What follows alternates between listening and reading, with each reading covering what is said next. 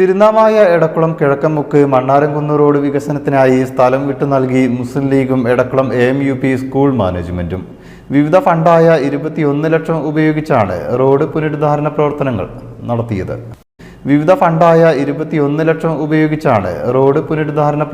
നടത്തിയത്.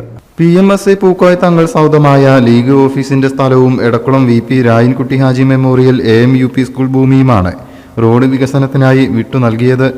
പ്രദേശത്തേക്കുള്ള വാഹന ഗതാഗതത്തിന് പലപ്പോഴും തടസ്സമുണ്ടാവുന്നത് ഒഴിവാക്കാനായാണ് മാതൃകാ പ്രവർത്തനം നടത്തിയത്.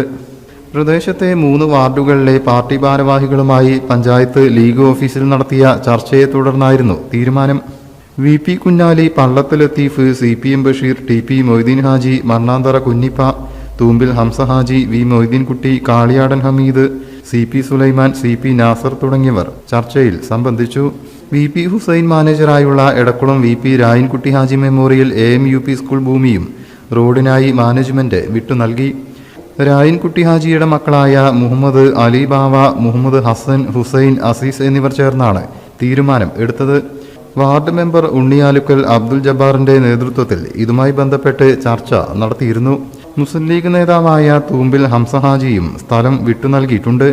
കുറുക്കോളി മൊയ്തീൻ MLAയുടെ ശ്രമഫലമായി ലഭിച്ച ഗ്രാമീണ റോഡ് പുനരുദ്ധാരണ ഫണ്ടിലെ 17 ലക്ഷവും പഞ്ചായത്ത് ഫണ്ടിലെ 4 ലക്ഷവും ഉപയോഗിച്ചാണ് റോഡ് വികസനം നടത്തിയത്.